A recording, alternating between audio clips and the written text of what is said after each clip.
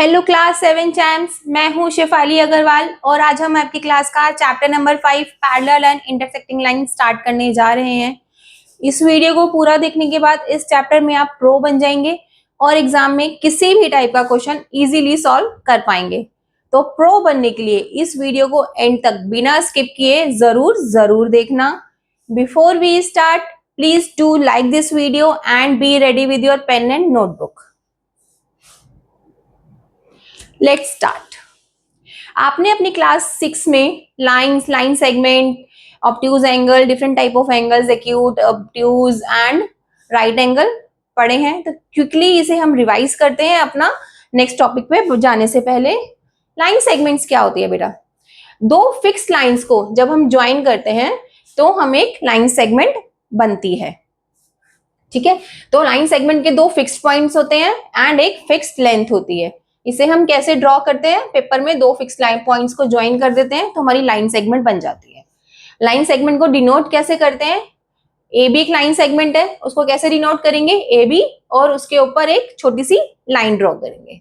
अब लाइन क्या होती है? एक लाइन जब दोनों पॉइंट से एंडलेसली एक्सटेंड करती है तो वो लाइन सेगमेंट नहीं, लाइन बन जाती है। लाइन सेगमेंट की एक फिक्स लेंथ होती है और लाइंस की कोई फिक्स लेंथ नहीं होती, वो इनफाइनेटली दोनों तरफ, दोनों डायरेक्शन में बढ़ती चली जाती है। तो इसीलिए हम लाइन सेगमेंट को पेपर पे ड्रॉ नहीं कर सकते, बट रिप्रेजेंट कैसे करते हैं? ए बी दो हमने पॉइंट लिखे और एक लाइन ड्रॉ करी, उस लाइन के दोनों एंड पे हमने एरो लगाया। लाइन सेगमेंट में क्या हम एरो लगाते हैं? नहीं, लाइन को रिप्रेजेंट करने के लिए हम एरो लगाते हैं to show that it can extend endlessly in both the directions. ठीक है, इसको डिनोट कैसे करते हैं? ऊपर लाइन के छोटी सी जो लाइन हमने ड्रॉ करी है उसके दोनों तरफ भी हम एक छोटे छोटे से एरोस लगाते हैं। लाइन सेगमेंट को डिनोट करने के लिए हम सिर्फ लाइन ड्रॉ करते हैं, बट लाइन को रिप्रेजेंट करने के लिए, लाइन को डिनोट करने के लिए हम लाइन के साथ दो एरोस भी लगाते हैं। अब रे क्या होती है? रे बेटा एक फिक्स पॉइंट से स्टार्ट होके दूसरी डायरेक्शन में एंडलेसली एक्सटेंड होती है। तो लाइन दोनों तरफ से एक्सटेंड की जा सकती है। रे का एक फिक्स पॉइंट होता है और दूसरा कोई फिक्स पॉइंट नहीं होता, वो दूसरी तरफ एंडलेसली एक्सटेंड की जाती है। इसको डिनोट कैसे करते हैं? ए बी लिखा हमने, एक फिक्स पॉइंट से हमने एक लाइन ड्रॉ करी और सिर्फ एक डायरेक्शन में एक तरफ हमने एरो ऐड किया। लाइन सेगमेंट में कोई एरो ऐड नहीं करते, लाइन में दो एरोज हमने लगाते हैं और रे में हम वन एरो ऐड करते हैं। और ड्रॉ कैसे करते हैं, सॉरी रिप्रेजेंट कैसे करते हैं? क्योंकि रे can be extended endlessly from one direction, तो इसको हम एक पेपर पे ड्रॉ नहीं कर सकते, जस्ट रिप्रेजेंट कर सकते हैं। कैसे? एक इसका फिक्स पॉइंट है ए और बी की तरफ ये एंडलेसली एक्सटेंड हो सकती है, तो बी में हम एरो लगा देते हैं। इसको डिनोट कैसे करते हैं? ए बी एंड एक तरफ फिक्स पॉइंट, तो कोई एरो नहीं लगाया, जहां से ये एंडलेसली एक्सटेंड कर सकती है उस साइड पे हमने एरो लगा दिया। ए बी और बी ए इक्वल नहीं है, बिकॉज ए बी का मतलब है ए पॉइंट फिक्स है एंड जो बी पॉइंट है वहां से ये एंडलेसली एक्सटेंड कर सकती है, बट बी ए का मतलब है बी पॉइंट फिक्स है और ए की तरफ से ये एंडलेसली एक्सटेंड कर सकती है।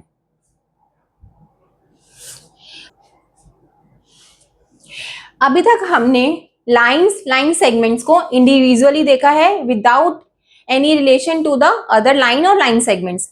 अब हम देखेंगे जब दो या दो से ज्यादा लाइन एक साथ आती हैं तो वो एक दूसरे से कैसे रिलेट करती हैं। सबसे पहले है इंटरसेक्टिंग लाइंस। सभी बच्चे सीजर यूज करते हैं, उसकी आर्म्स को आपने कभी देखा है ध्यान से? कैसी होती है उसकी आर्म्स जब हम सीजर से कट करते हैं पेपर? ऐसे। इसी तरह से जब दो लाइंस एक पॉइंट पे कट करती हैं तो वो इंटरसेक्टिंग लाइंस कहलाती हैं, और जिस पॉइंट पे वो कट करती हैं उसे हम पॉइंट ऑफ इंटरसेक्शन कहते हैं। इस फिगर में एल और एम लाइन एक पॉइंट पे कट कर रही हैं, वो है पॉइंट ओ, और पॉइंट ओ क्या है? Point of intersection. Perpendicular lines, जब इंटरसेक्टिंग लाइंस 90 डिग्री के एंगल पे कट करती हैं तो उसे हम परपेंडिकुलर लाइंस कहते हैं। In our example L and M intersecting lines है, बट पॉइंट ऑफ इंटरसेक्शन पे कितने डिग्री का एंगल फॉर्म हो रहा है? 90 डिग्री का एंगल फॉर्म हो रहा है। तो ये इंटरसेक्टिंग लाइन होने के साथ साथ परपेंडिकुलर लाइंस भी हैं। परपेंडिकुलर लाइन का एग्जाम्पल आप अपने रूम में देखो, आपको मिलेगा।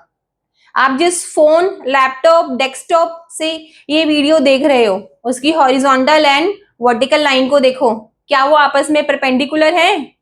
यस, क्योंकि वो आपस में 90 डिग्री का एंगल बना रही हैं। तो लैपटॉप, फोन, डेस्कटॉप की हॉरिजॉन्टल एंड वर्टिकल लाइंस आपस में परपेंडिकुलर लाइंस हैं। नेक्स्ट है ट्रांसवर्सल लाइंस।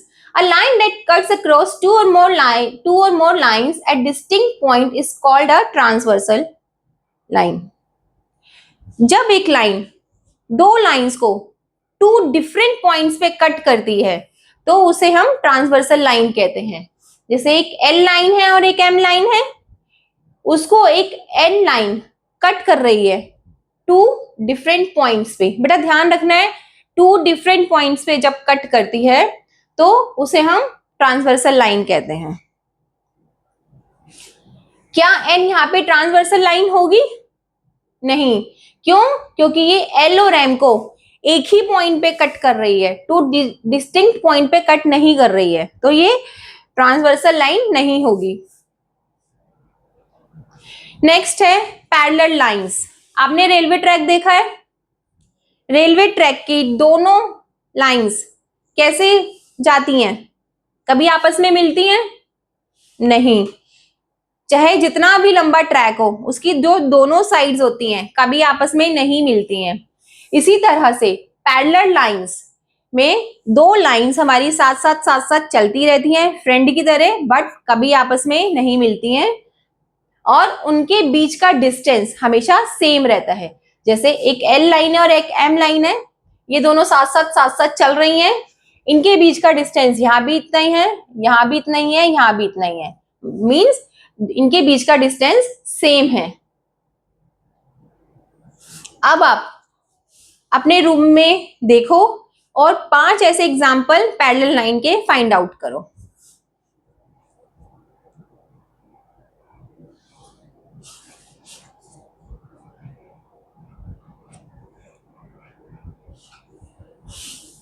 मिल गए 5 एग्जाम्पल? Very good. अब पैरेलल लाइन को हम डिनोट कैसे करते हैं बेटा? दो लाइंस है एल और एम पैरेलल, तो उनको डिनोट करने के लिए हम बीच में या तो दो स्टैंडिंग लाइन लगाते हैं या फिर दो स्लांटिंग लाइन लगाते हैं। In mathematics, we use an arrow mark to show that a set of line is parallel. अब पैरेलल लाइन को रिप्रेजेंट कैसे करते हैं? एल एंड एम दो पैरेलल लाइंस हैं आपस में, तो इसको रिप्रेजेंट करने के लिए हम इन लाइंस पे एक एरो का मार्क लगाते हैं। अगर एक से ज्यादा सेट है पैरेलल लाइंस का हमारी फिगर में, तो एक सेट पे हम सिंगल एरो लगाएंगे, दूसरे सेट पे हम दो एरोज के मार्क लगाएंगे। ठीक है, जैसे एल और एम पैरेलल है तो इसमें हमने लगाया सिर्फ 1 एरो, ठीक है, एंड पी और क्यू पैरेलल है तो इन दोनों में हमने 2 सेट ऑफ एरो के मार्क्स हमने लगा दिए, जिससे हमें पता चल जाएगा डिस्टिंक्टली कि ये दोनों लाइन आपस में पैरेलल है एंड ये दोनों लाइन आपस में पैरेलल हैं। अभी तक हमने देखा लाइंस एंड लाइन सेगमेंट एक दूसरे से कैसे रिलेट करती हैं। अब हम देखेंगे कि पेयर ऑफ एंगल्स आपस में कैसे रिलेट करते हैं। सबसे पहले है कॉम्प्लीमेंट्री एंगल्स। कॉम्प्लीमेंट्री एंगल्स वो एंगल्स होते हैं जिनका सम 90 डिग्री होता है। फॉर एग्जाम्पल, अगर एक एंगल 30 डिग्री का है और दूसरा एंगल 60 डिग्री का है तो ये दोनों एंगल कॉम्प्लीमेंट्री एंगल्स होंगे, बिकॉज इन दोनों को ऐड करके 90 डिग्री आ रहा है। नेक्स्ट है सप्लीमेंट्री एंगल्स। सप्लीमेंट्री एंगल्स वो एंगल्स होते हैं जिनका सम 180 डिग्री होता है। अगर एक एंगल 110 डिग्री का है और दूसरा एंगल 70 डिग्री का है तो ये दोनों एंगल्स आपस में सप्लीमेंट्री एंगल्स होंगे, बिकॉज इनका सम 180 डिग्री आ रहा है। अब है एडजेसेंट एंगल्स। एडजेसेंट मीन्स साथ साथ। दो एंगल्स एडजेसेंट एंगल्स कहलाएंगे अगर वो एक कॉमन वर्टेक्स और एक कॉमन आर्म शेयर करेंगे। For example angle A B C and angle C B D दो एडजेसेंट एंगल्स हैं बिकॉज इनका एक कॉमन वर्टेक्स है बी और एक कॉमन आर्म है बी सी। ठीक है, अगर कॉमन वर्टेक्स या कॉमन आर्म इन दोनों में से कोई भी कंडीशन फुलफिल नहीं होती है तो वो दोनों एंगल हमारे एडजेसेंट एंगल्स नहीं होंगे। क्वेश्चंस देखते हैं बेटा। What is the measure of the complement of an angle of 45 degree. एक एंगल है 45 डिग्री का, इसका नेक कॉम्प्लीमेंट्री एंगल हमें फाइंड आउट करना है। कॉम्प्लीमेंट्री एंगल का सम क्या होता है 90 डिग्री। उसमें से एक एंगल दे दिया 45 डिग्री तो दूसरा एंगल कितना हो जाएगा 90 माइनस 45, सिंपल। तो आंसर आ गया हमारा 45 डिग्री। नेक्स्ट है what is the measure of the supplement of an angle of 105 degree. एक एंगल है 105 डिग्री, इसका सप्लीमेंट्री एंगल फाइंड आउट करना है। सप्लीमेंट्री एंगल्स का सम कितना होता है 180 डिग्री। उसमें से एक एंगल है 105 तो अदर एंगल क्या हो जाएगा सोचो। यस 180 माइनस 105 तो आंसर आया हमारा 75 डिग्री। नेक्स्ट है two angles are complementary and equal to each other. दो एंगल्स कॉम्प्लीमेंट्री है एंड इक्वल है। ठीक है, अब हमें क्या फाइंड आउट करना है what is the measure of each angle. अगर एक एंगल को हम x एज्यूम करते हैं तो दूसरा एंगल कितना डिग्री का होगा, दोनों एंगल इक्वल हैं तो दूसरा भी x होगा। करेक्ट, x प्लस x कितना होना चाहिए 90 डिग्री। क्यों, क्योंकि कॉम्प्लीमेंट्री एंगल्स हैं। अब x प्लस x 90 है, अब इसको सॉल्व कर देंगे 2x आ गया 90 तो x इक्वल्स टू 45। तो measurement of each angle is 45 degree. कितना सिंपल था। नेक्स्ट आते हैं लीनियर पेयर पे। A pair of adjacent angles whose non-common arm form a straight line। दो एडजेसेंट एंगल्स हैं जिनकी नॉन कॉमन जो आर्म है वो एक स्ट्रेट लाइन फॉर्म करती है, उसे हम लीनियर पेयर कहते हैं। Angle A B C and angle C B D ये लीनियर पेयर है। क्यों, क्योंकि इनके बीच में एक कॉमन वर्टेक्स है राइट, बी एक कॉमन आर्म है बी सी और इनके जो ऑपोजिट आर्म्स हैं वो एक स्ट्रेट लाइन बनाती हैं। तो सिंपली अगर हम कहें एक स्ट्रेट लाइन पे बना एंगल उसे हम लीनियर पेयर कहते हैं। अगर एक से ज्यादा एंगल बन जाए तो उसे हम स्ट्रेट लाइन एंगल्स कहते हैं। और लीनियर पेयर का सम कितना होता है 180 डिग्री।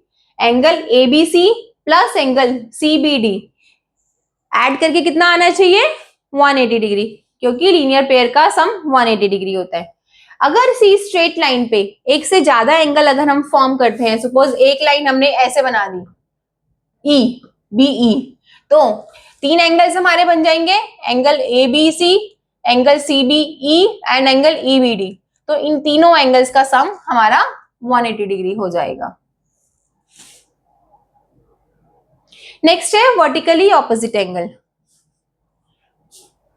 दो इंटरसेक्टिंग लाइंस है बेटा A B and C D और इनका पॉइंट ऑफ इंटरसेक्शन है O। जब दो इंटरसेक्टिंग लाइंस एक पॉइंट पे एक दूसरे को इंटरसेक्ट करती हैं तो हमारे 4 एंगल्स बनते हैं। इसमें से जो दो ऑपोजिट एंगल्स होते हैं एक दूसरे के उन्हें हम वर्टिकली ऑपोजिट एंगल्स कहते हैं। इंटरसेक्शन पॉइंट पे एक दूसरे के जो ऑपोजिट एंगल्स फॉर्म होते हैं उन्हें हम वर्टिकली ऑपोजिट एंगल्स कहते हैं। और वर्टिकली ऑपोजिट एंगल्स के बीच में क्या रिलेशन होता है, ये दोनों एंगल्स हमेशा इक्वल होते हैं। तो हमारे फिगर में वर्टिकली ऑपोजिट एंगल कौन कौन से हैं, angle AOD and angle BOC, ये दोनों एंगल इक्वल होंगे। और दूसरा pair of vertically opposite angles का कौन सा है देखो, yes angle AOC and angle BOD, ये भी तो वर्टिकली ऑपोजिट एंगल है ना। तो ये भी आपस में इक्वल होंगे। नेक्स्ट आते हैं अपने क्वेश्चन पे, two line cross each other forming a linear pair of angles.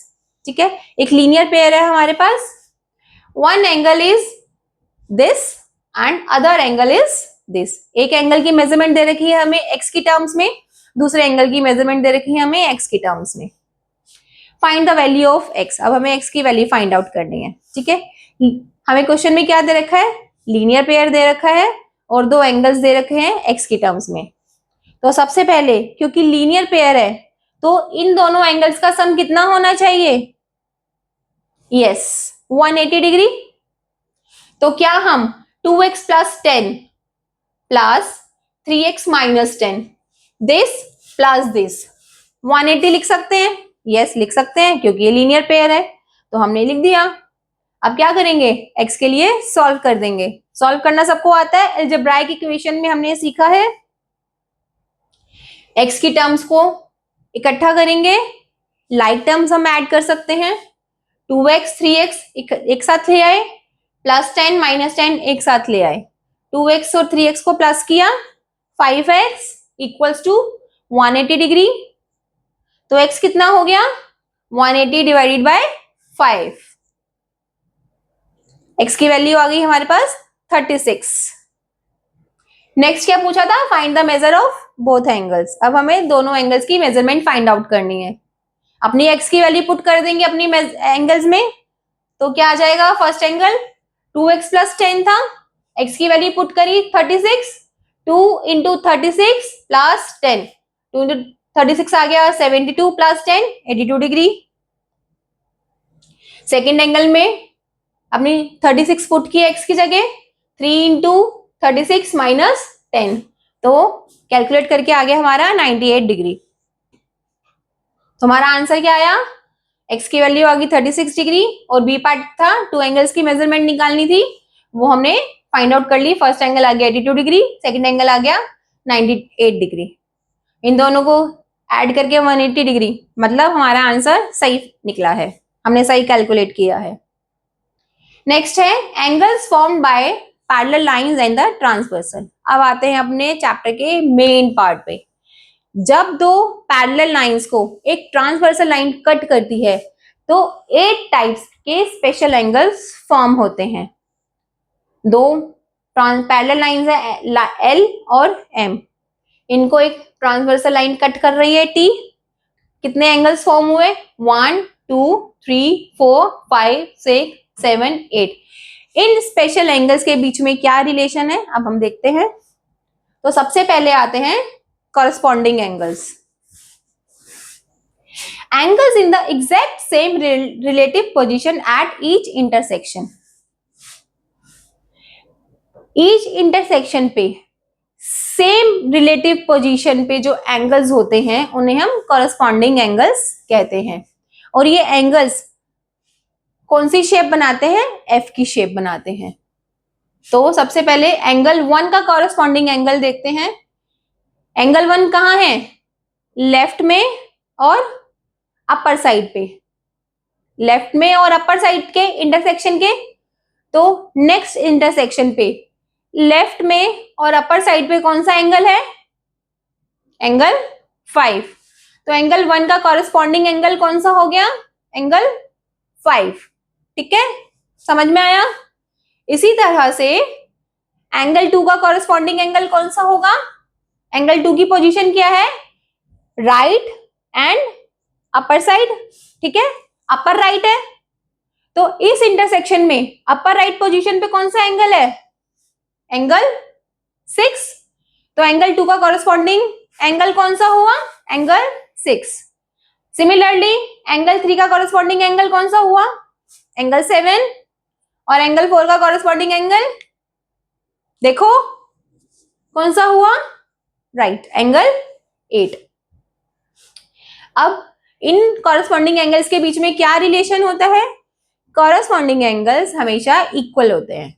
तो एंगल 1 इक्वल होगा एंगल 5 के, एंगल 2 इक्वल होगा एंगल 6 के, एंगल 3 इक्वल होगा एंगल 7 के एंड एंगल 4 इक्वल होगा एंगल 8 के।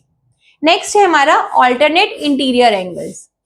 Angles on the opposite side of the transversal कहाँ पे है, ऑपोजिट साइड पे है, और क्या है, इनसाइड द पैरेलल लाइंस, कहाँ कहाँ पे है, ऑपोजिट साइड पे है ट्रांसवर्सल की, और पैरेलल लाइंस के बीच में है। तो कहाँ पे है पोजीशन, एंगल 3 अगर हम देखते हैं पैरेलल लाइन के बीच में है, इनसाइड द पैरेलल लाइंस है, और इसका ऑल्टरनेट इंटीरियर एंगल कौन सा होगा, opposite side but inside the parallel lines. 3 किस साइड पे है, लेफ्ट साइड पे है पॉइंट ऑफ इंटरसेक्शन के, तो इसका ऑपोजिट साइड कौन सा हुआ, राइट। राइट में पैरेलल लाइन के इनसाइड कौन सा एंगल है, 6। तो एंगल 3 और angle 6 are alternate interior angles, ठीक है। इसी तरह से एंगल 4 का ऑल्टरनेट इंटीरियर एंगल कौन सा होगा, एंगल 4 कौन सी डायरेक्शन उसमें है, साइड पे है, राइट साइड पे है। तो हमें कौन सी साइड चेक करनी है, लेफ्ट साइड पे देखना है, और कहाँ देखना है, लाइंस के बीच में देखना है। तो एंगल 4 का इंटीरियर एंगल कौन सा हो गया, alternate interior angle, angle 5। Alternate interior angle बेटा एक जेड की शेप फॉर्म करते हैं, देखो ये जेड बन रहा है एंगल 3 और एंगल 6 के बीच में, और एंगल 4 और एंगल 5 के बीच में उल्टा जेड बन रहा है, बट जेड फॉर्म हो रहा है। और ऑल्टरनेट इंटीरियर एंगल्स के बीच में क्या रिलेशन होता है, ये दोनों भी आपस में इक्वल होते हैं, इसीलिए एंगल 3 एंगल 6 के इक्वल होगा, एंगल 4 एंगल 5 के इक्वल होगा। नेक्स्ट आता है ऑल्टरनेट एक्सटीरियर एंगल। अभी हमने देखा था interior angle means parallel lines के अंदर, अब हम जाएंगे पैरेलल लाइंस के बाहर। Angles on the opposite side of the transversal outside the parallel lines, opposite side में होना चाहिए और पैरेलल लाइंस के आउटसाइड होना चाहिए। तो ऑपोजिट साइड एंगल 1 और एंगल 8 ट्रांसवर्सल के ऑपोजिट साइड में है, एक लेफ्ट में है एक राइट में है, और पैरेलल लाइंस के बाहर है। तो एंगल 1 का ऑल्टरनेट एक्सटीरियर एंगल कौन सा हुआ, एंगल 8, और एंगल 2 का ऑल्टरनेट एक्सटीरियर एंगल कौन सा हुआ, एंगल 7, राइट। और इन दोनों के बीच में क्या रिलेशन है, ये भी इक्वल होता है। तो एंगल 8 इक्वल होता है एंगल 1 के, और एंगल 2 इक्वल होगा एंगल 7 के। नेक्स्ट है को इंटीरियर एंगल्स। अब को इंटीरियर एंगल्स कौन से होते हैं, angles on the same side of the transversal. अब अभी तक हमने क्या देखा था, ऑपोजिट साइड, ठीक है। अभी हम क्या देख रहे हैं, सेम साइड। सेम साइड पे होना चाहिए ट्रांसवर्सल के, inside the parallel lines, parallel lines के अंदर होना चाहिए, सेम साइड पे होना चाहिए, पैरेलल लाइंस के अंदर होना चाहिए। तो कौन से हुए, एंगल 3 और एंगल 5 को इंटीरियर एंगल्स हो गए, सेम साइड पे हैं दोनों, लेफ्ट साइड पे हैं, पैरेलल लाइंस के अंदर हैं। तो एंगल 3 और एंगल 5 हमारे को इंटीरियर एंगल्स हो गए, एंगल 4 एंड एंगल 6 हमारे को इंटीरियर एंगल्स हो गए। अब को इंटीरियर एंगल आपस में कैसे रिलेट करते हैं, नहीं, इक्वल नहीं होते हैं, इन दोनों का सम 180 डिग्री होता है, मींस को इंटीरियर एंगल्स सप्लीमेंट्री होते हैं। सप्लीमेंट्री हमने पढ़ा, पीछे पढ़ा था, जिन एंगल्स का सम 180 डिग्री होता है। तो एंगल 3 प्लस एंगल 5 कितना हो जाएगा, 180 डिग्री। एंगल 4 प्लस एंगल 6 कितना आएगा, यस 180 डिग्री। क्लियर हो गया। ये एंगल्स बेटा बहुत इंपॉर्टेंट है, इस चैप्टर का बेस ही है ये आपके 4 टाइप्स ऑफ एंगल्स, इनको अच्छे से समझ लो। अगर कुछ डाउट है तो एक बार वीडियो को पॉज करके पीछे जाके दोबारा से देखो और इन एंगल्स में सारे डाउट्स क्लियर कर लो।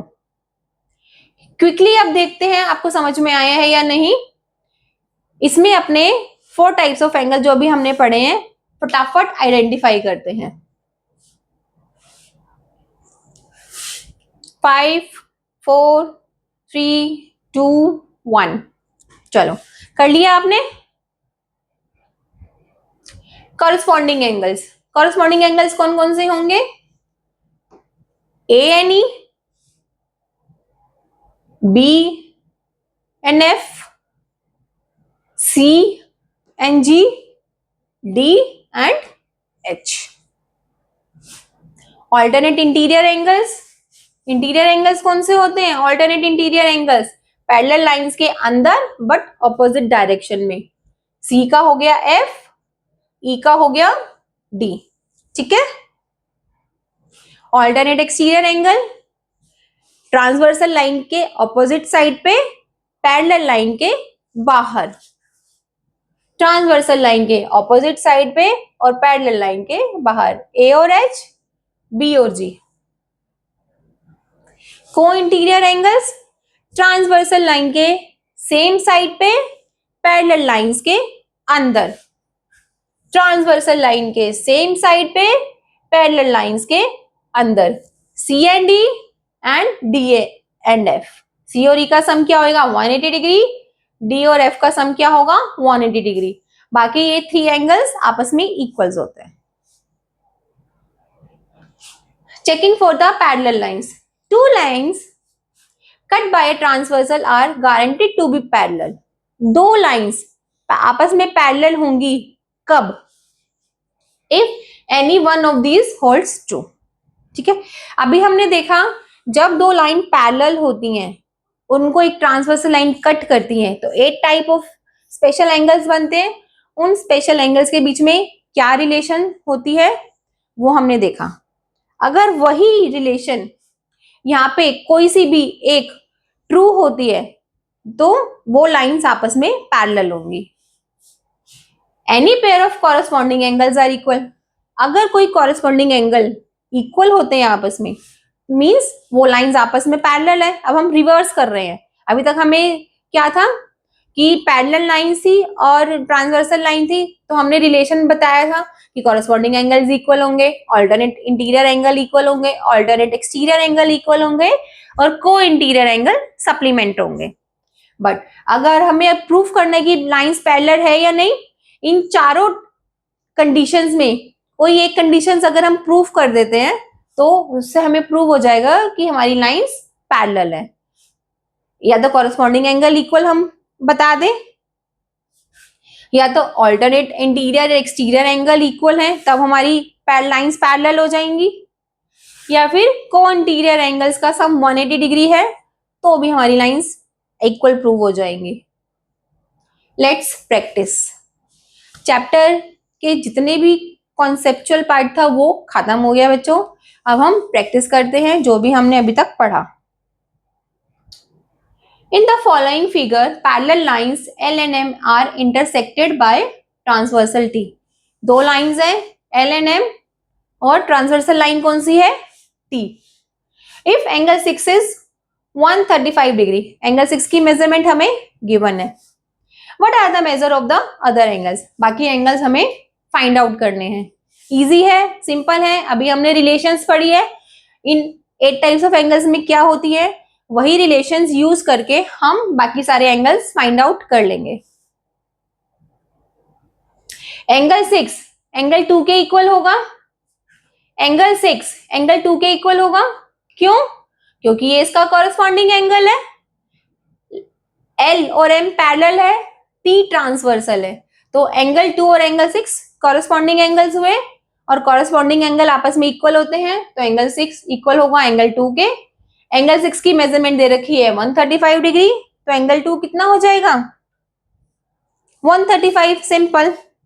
नेक्स्ट, एंगल 6 इक्वल है एंगल 8 के। क्यों?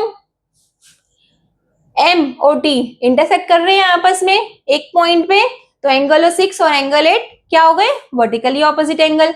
और वर्टिकली ऑपोजिट एंगल क्या होते हैं? इक्वल होते हैं। तो एंगल 6 किसके इक्वल हो गया? एंगल 8 के। एंगल 6 गिवन है 135, तो एंगल 8 कितना हो गया? 135। अरे वाह, सिंपल, कुछ कैलकुलेट नहीं करना पड़ रहा। अब एंगल 8 इक्वल है एंगल 4 के। यस, इक्वल है। क्यों? क्योंकि कॉरेस्पॉन्डिंग एंगल है। सिर्फ 2 और 6 ही थोड़ी ना कॉरेस्पॉन्डिंग है। एंगल 4 एंगल 8 भी कॉरेस्पॉन्डिंग है। एंगल 1 एंगल 5 भी कॉरेस्पॉन्डिंग एंगल्स हैं। एंगल 3 और एंगल 7 भी कॉरेस्पॉन्डिंग एंगल्स हैं। अभी एज ऑफ नाउ अभी हम एंगल 8 और एंगल 4 को देखते हैं। एंगल 8 और एंगल 4 इक्वल है। अब एंगल 8 हमने फाइंड आउट किया था कितना 135, तो एंगल 4 भी कितना हो जाएगा 135। नेक्स्ट आते हैं एंगल 2 और एंगल 4 इक्वल है, क्यों? क्योंकि वर्टिकली ऑपोजिट एंगल्स हैं।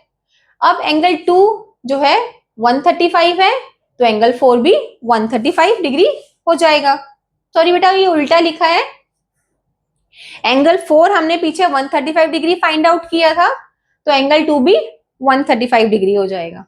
अब हमने क्या देखा, angle 2, 4, 6, 8 are all 135 degree. Next आते हैं angle 5 and angle 6 are linear pair.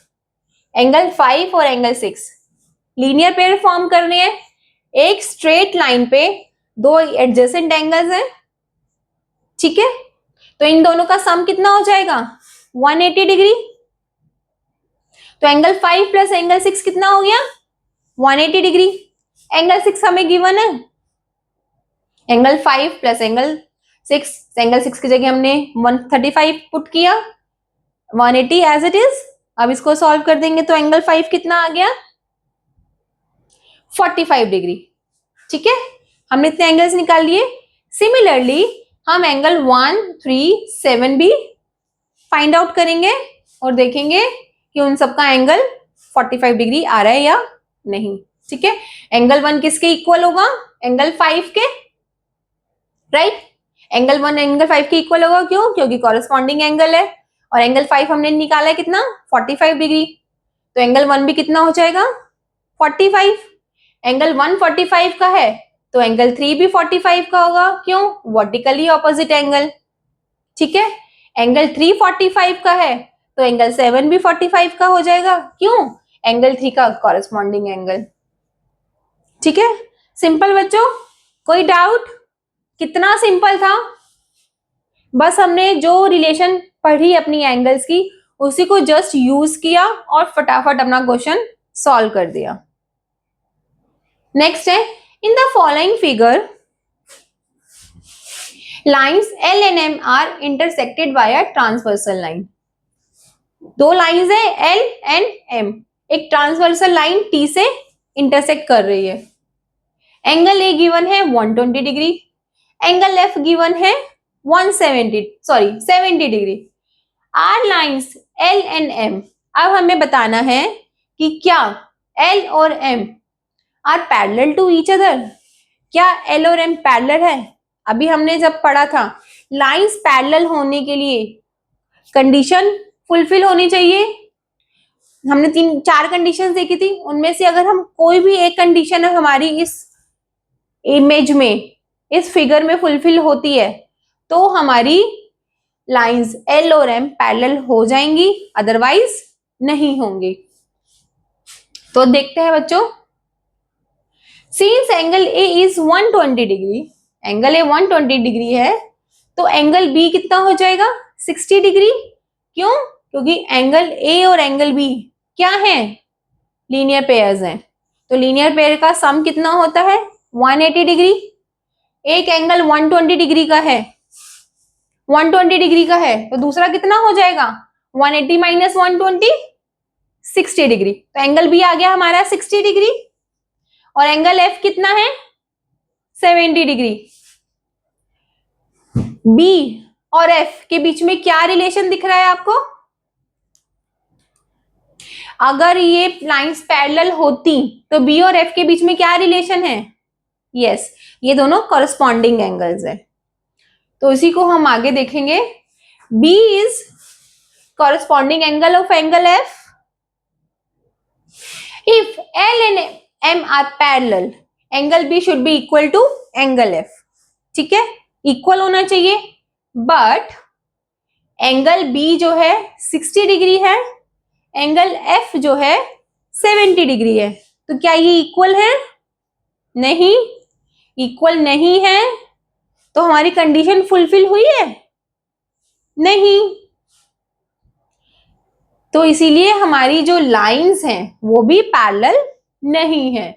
Lines L and M are not parallel to each other as corresponding angles formed by the transversal are not equal to each other. corresponding angles equal नहीं है तो lines parallel नहीं है. ठीक है, next करते हैं. In figure 5.29, इस फिगर में line segment A B is parallel to C D. ठीक है, ये के बी लाइन सेगमेंट है, सी डी के पैरेलल है. And A D is parallel to B C, A D parallel है बी सी के. ठीक, एंगल डी ए सी, ये वाला एंगल हमें दे रखा है 65 डिग्री का, और एंगल ए डी सी, ये वाला एंगल दे रखा है 60 डिग्री का. What are the measure of angle C A B, ये एंगल फाइंड आउट करना है. ए बी सी, ये वाला एंगल फाइंड आउट करना है. एंगल बी सी डी, और ये पूरा एंगल फाइंड आउट करना है. ठीक है, angle A D C plus angle D A B is 180 degree. A D C and D A B, इनका सम क्या होगा 180 डिग्री. क्यों? ए बी और सी डी आपस में पैरेलल है. ठीक है, ए डी जो है इन दोनों पैरेलल लाइंस की एक ट्रांसवर्सल लाइन है. तो this angle and this angle कैसे रिलेट हुए एक दूसरे से? यस, को इंटीरियर एंगल्स. ठीक है, और को इंटीरियर एंगल्स का सम क्या होता है 180 डिग्री. तो this angle plus this angle equals to 180. ये एंगल दिया हुआ है 60, इसका एक, तो एंगल डीएबी कितना हो जाएगा 120 डिग्री. ठीक है, नाउ एंगल डीएबी किसके इक्वल है? Angle DAC plus angle DAB CAB. ठीक है, तो ये पूरा एंगल बेटा किसके इक्वल हो गया? This plus this. ठीक है, इस पूरे में से इतना पार्ट गिवन है हमारे पास 65, और पूरा एंगल कितना है 120. हमने अभी कैलकुलेट किया है, तो 120 इक्वल हुआ 65 plus angle C A B के. C A B find out कर लेंगे. तो सी ए बी आ गया हमारा 55 डिग्री.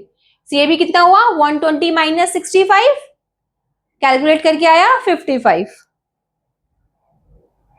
नेक्स्ट है A D C plus angle B C D. A D C and B C D, इनका सम होगा 180 डिग्री. क्यों होगा? सोचो. यस, ए डी पैरेलल है बी सी के, और सी डी जो है ट्रांसवर्सल लाइन है. तो एंगल डी और ये पूरा एंगल सी, इन दोनों के बीच में क्या रिलेशन है? ये दोनों को इंटीरियर एंगल्स हैं, और को इंटीरियर एंगल्स का सम कितना होता है 180 डिग्री होता है. तो इसलिए this plus this whole angle, complete angle is 180 degree. 60 plus angle BCD 180 degree. Angle ADC हमारे पास 60 गिवन है, तो हमने एडीसी जगह 60 पुट कर दिया. फाइंड आउट कर लिया, एंगल बीसीडी आ गया 120 डिग्री. ठीक है, अब angle D A B plus angle A B C 180 degree है. डी ए बी और ए बी सी 180 डिग्री है. क्यों? सिमिलरली को इंटीरियर एंगल्स. तो एबीसी हम फाइंड आउट कर लेंगे. 180 माइनस 120, तो कैलकुलेट करके आया हमारा 60. तो एंगल एबीसी कितना हो गया 60 डिग्री. तो हमारे सारे एंगल हमने फाइंड आउट कर लिए. सीएबी आ गया 55, एबीसी आ गया 60 एंड बीसीडी आ गया 120. यही हमें फाइंड आउट करना था. नेक्स्ट क्वेश्चन है, दो पैरेलल लाइंस है A and D, transversal line है जेएफ. ठीक है, अब एंगल एबीसी हमें गिवन है 45 डिग्री, एंगल आई के जे गिवन है 78 डिग्री। फाइंड एंगल्स जीईएच ये वाला एंगल फाइंड आउट करना है, एच ई एफ ये वाला एंगल फाइंड आउट करना है, एफ ई डी ये वाला एंगल फाइंड आउट करना है। ठीक है, दिस एंड दिस, ये तीनों एंगल्स हमें फाइंड आउट करने हैं। कुछ समझ में आ रहा है देख के फिगर को कैसे फाइंड आउट कर सकते हैं?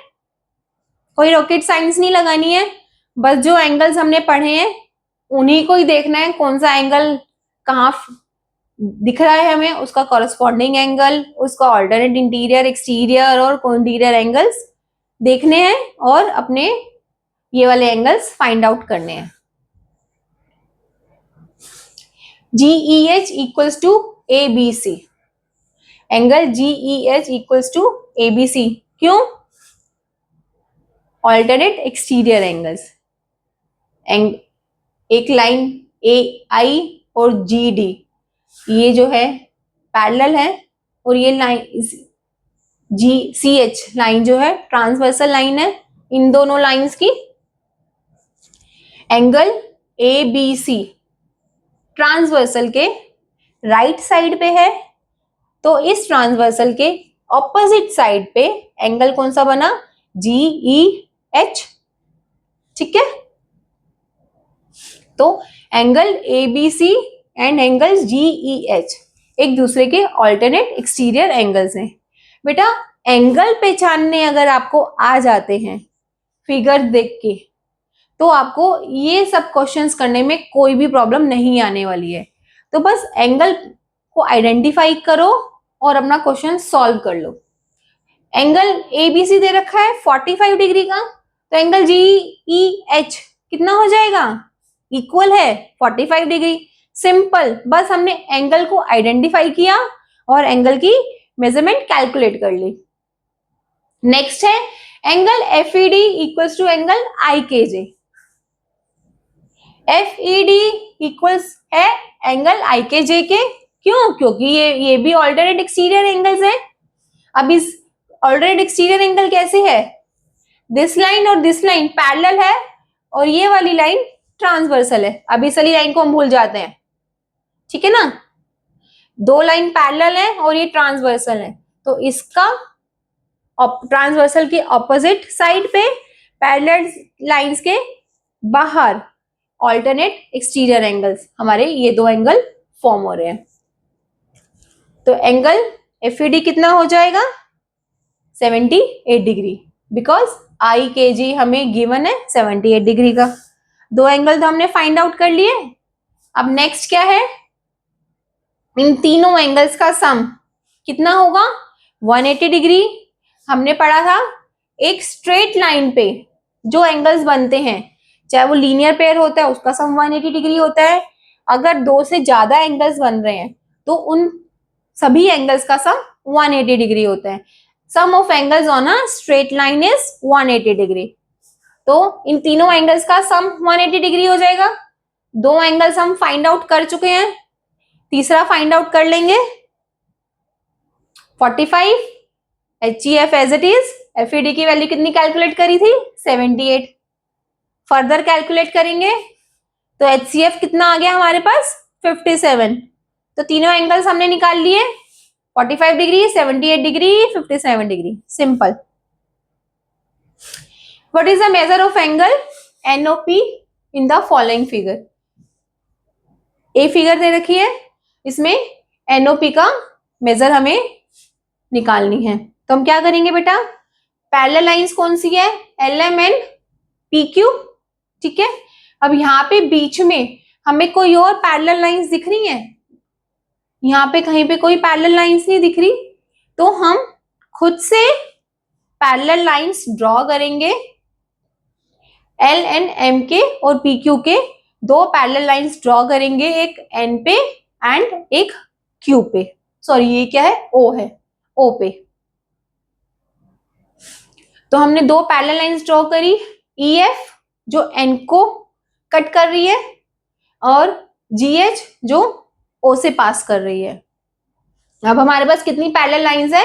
LM, EF, GH and PQ। अब इजीली हम अपना क्वेश्चन देख लेंगे। LM is parallel to EF and MN is transversal. अभी हम इतना पोर्शन देखते हैं बच्चों। LM is parallel to EF and MN is transversal. तो एंगल 1 किसके इक्वल हो जाएगा? एंगल 2 के। ये एंगल 2 है ENF, ये एंगल 2 है। क्यों? क्योंकि ये ऑल्टरनेट इंटीरियर एंगल है। ठीक है, तो एंगल 1 एंगल 2 के इक्वल हुआ और कितना हुआ? 40 डिग्री, क्योंकि ये 40 डिग्री है तो ये भी 40 डिग्री हो जाएगा। अब now angle 2 plus angle 3 96 degree हमें गिवन है। ये पूरा एंगल हमें 96 डिग्री का गिवन है, तो 2 हमने निकाल लिया 96 डिग्री, सॉरी 40 डिग्री, तो 3 कितना हो जाएगा? 96 माइनस 40 56। तो एंगल 2 कितना हुआ? 40 डिग्री एंड एंगल 3 कितना आया हमारे पास? 56। Next, EF is parallel to GH। EF है GH के पैरेलल, हमने खुद से ड्रॉ किया है। And NO is transversal, NO transversal है। देन एंगल 3 एंगल 4 के इक्वल हो जाएगा, alternate interior angle. Angle 3 angle 4 के इक्वल हो गया। देखो Z की फॉर्म में बन रहा है, पैरेलल लाइंस के अंदर है और ऑपोजिट साइड पे है। एंगल 3 हमने कैलकुलेट किया था यहाँ पे 56, तो एंगल 4 भी कितना आ गया? 56। Now GH is parallel to PQ। अब GH जो है PQ के पैरेलल है and OP is a transversal, OP transversal है। तो एंगल 5 इक्वल होगा एंगल 6 के, ऑल्टरनेट इंटीरियर एंगल। एंगल 5 किसके इक्वल होगा? एंगल 6 के, ऑल्टरनेट इंटीरियर एंगल है। एंगल 6 हमें कितना गिवन है? 52 डिग्री, तो एंगल 5 भी कितना हो जाएगा? 52 डिग्री। नाउ एंगल NOP निकल जाएगा, एंगल 4 प्लस एंगल 5 NOP के इक्वल है। एंगल 4 हमने कैलकुलेट किया था 56 डिग्री, एंगल 5 कैलकुलेट किया था 52 डिग्री। इन दोनों को ऐड कर देंगे, हमारा आंसर आ गया NOP।